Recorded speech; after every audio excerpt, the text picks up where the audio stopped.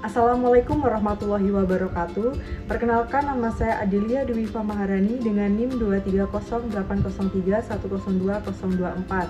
Yang terhormat Bapak Marmono Singgi selaku dosen pengampu mata kuliah sekuritas dan portofolio, dan teman-teman yang menonton video ini.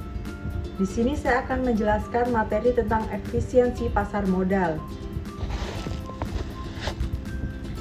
Di sini ada beberapa outline, yaitu yang pertama konsep pasar modal efisien, yang kedua syarat pasar modal efisien, yang ketiga bentuk efisiensi pasar, yang keempat pengujian efisiensi pasar, yang kelima pola return dan prediktabilitas, yang keenam faktor-faktor penyimpangan. Yang pertama yaitu ada konsep pasar modal efisien. Dalam konteks keuangan, pasar efisien berarti harga sekuritas mencerminkan semua informasi yang tersedia, yang dimana berisi informasi masa lalu, informasi saat ini, opini, dan ekspektasi rasional. Proses penyesuaian harga. Di pasar efisien, harga sekuritas akan segera menyesuaikan ketika ada informasi baru yang masuk ke pasar. Proses ini terjadi karena investor merespon informasi tersebut dengan cepat melalui aktivitas jual dan beli, sehingga harga bergerak menuju harga keseimbangan baru yang mencerminkan informasi terbaru. Yang kedua ada syarat pasar modal efisien.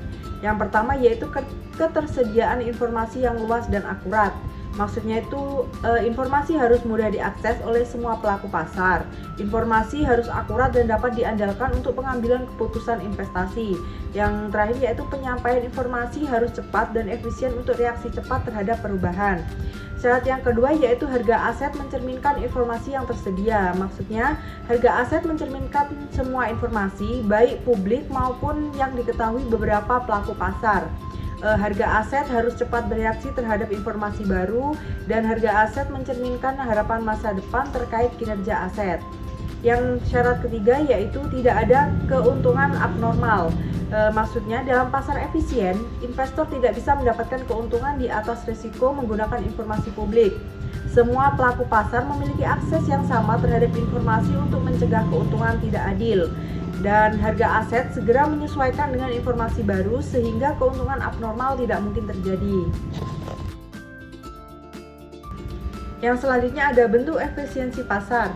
Pasar dikatakan efisien jika harga saham sepenuhnya mencerminkan semua informasi yang tersedia.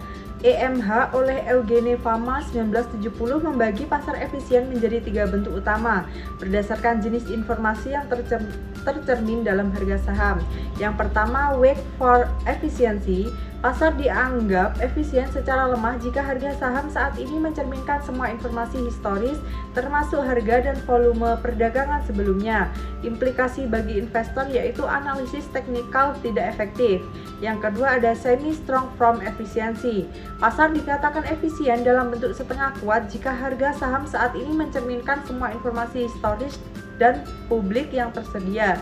Implikasi bagi investor, analisis teknikal dan fundamental tidak efektif. Yang terakhir ada strong from efficiency. Pasar dianggap efisien jika semua informasi, baik yang dipublikasikan maupun yang tidak, tercermin dalam harga saham saat ini.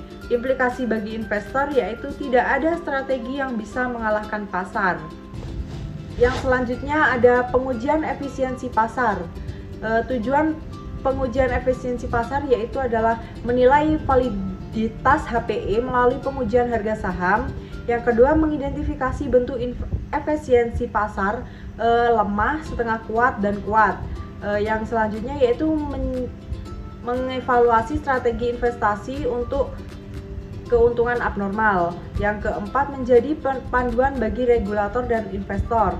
Yang terakhir yaitu mendukung pasar modal yang adil, efisien, transparan, dan informatif. Yang selanjutnya yaitu return normal dan return tak normal. Return normal, tingkat pengembalian yang diharapkan dari sekuritas berdasarkan modal estimasi seperti CAPM atau modal pasar sehingga mencerminkan ekspektasi investor dalam pasar efisien. Sedangkan return tak normal, selisih antara return aktual dan return normal yang diharapkan bisa positif atau kinerja lebih baik atau negatif, kinerja lebih buruk.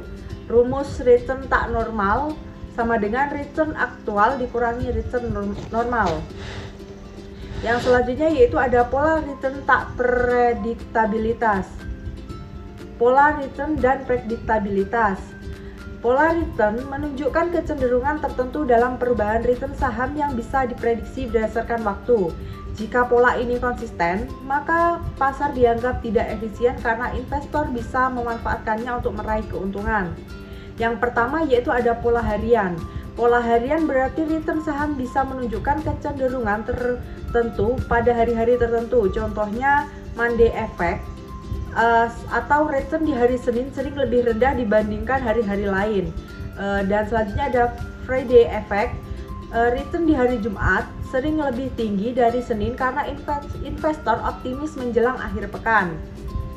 Yang kedua ada pola bulanan. Pola harian berarti return saham bisa menunjukkan kecenderungan tertentu pada hari-hari tertentu. Contohnya Monday Effect, return di hari Senin sering lebih rendah dibandingkan hari-hari lain. Dan Friday Effect, return di hari Jumat sering lebih tinggi dari hari Senin karena investor optimis menjelang akhir pekan. Yang selanjutnya yaitu memprediksi return dari data return di waktu lalu. Salah satu cara investor menilai potensi keuntungan adalah dengan menganalisis data return masa lalu. Pola yang berulang dapat digunakan untuk memprediksi return di masa depan. Contohnya prediksi jangka pendek, yaitu pengujian prediksi jangka pendek bertujuan untuk mengetahui apakah return sebelumnya dapat memprediksi return hari ini. Yang selanjutnya yaitu metode pengujian yang dapat digunakan termasuk uji korelasi, run test, filter test, dan kekuatan relatif sekuritas. Yang selanjutnya yaitu prediksi jangka panjang. Pada jangka panjang, analisis prediktabilitas lebih kompleks, fokusnya bukan hanya perubahan harian atau bulanan, tetapi tren return selama bertahun-tahun. Menggunakan data return dalam rentang waktu lebih lama untuk melihat pola jangka panjang. Yang selanjutnya yaitu metode pengujian prediktabilitas return. Salah satu cara investor menilai potensi keuntungan adalah dengan menganalisis data return masa lalu, di mana pola yang berulang dapat digunakan untuk memprediksi return di masa depan. Yang pertama yaitu uji korelasi. Uji korelasi menguji hubungan linear antara return hari ini dan masa lalu. Semakin tinggi korelasi, semakin baik kemampuan return masa lalu dalam memperbaiki return masa depan. Yang kedua ada run test. Pada analisis run, perubahan harga ditandai dengan plus atau kenaikan atau min untuk penurunan dan 0 untuk tidak ada perubahan. Urutan tanda yang sama di antara tanda berbeda disebut run. Jika acak berarti pasar efisien, jika tidak ada pola yang bisa diprediksi. Yang ketiga yaitu ada filter test. Teknik analisis filter rule membandingkan return dari strategi perdagangan aktif dengan return dari strategi beli dan simpan atau buy and hold. Yang terakhir yaitu ada relative strength. Salah satu metode populer untuk memiliki saham adalah dengan kekuatan relatif, yaitu membandingkan harga saham saat ini dengan rata-rata harga selama beberapa periode, menurut Levy 1967. Yang selanjutnya yaitu faktor-faktor penyimpangan dari efisiensi pasar modal. Faktor-faktor ini menunjukkan anomali atau pola return yang tidak sesuai dengan asumsi pasar efisien, di mana harga sekuritas seharusnya mencerminkan seluruh informasi yang ada dan tidak memungkinkan prediksi return yang konsisten. Contohnya ada yang pertama yaitu ukuran perusahaan atau size effect, yang kedua market to book ratio atau value effect, yang ketiga earning to price ratio atau EP effect, dan yang keempat ada anomali musiman atau kalender anomalis, dan yang terakhir ada momentum dan overreaction. Baik, dari materi yang saya paparkan tadi, kesimpulannya adalah efisiensi pasar modal tercapai ketika harga saham mencerminkan semua informasi termasuk data historis, publik, dan privat. Yang kedua, terdapat 3 bentuk efisiensi menurut Eugen Fama. Yang pertama, bentuk lemah atau data historis. Yang kedua, bentuk setengah kuat atau informasi publik. Dan yang ketiga, ada bentuk kuat atau informasi privat. Yang selanjutnya, pengujian efisiensi dilakukan melalui analisis return dan metode statistik. Yang selanjutnya, pola return dan faktor seperti ukuran perusahaan serta rasio market to book mempengaruhi efisiensi. Meskipun penting dalam teori keuangan, pasar tidak selalu sepenuhnya efisien karena anomali dan keterbatasan informasi. Sekian pemaparan materi dari saya. Apabila ada kurang kata mohon dimaafkan. Wassalamualaikum warahmatullahi wabarakatuh.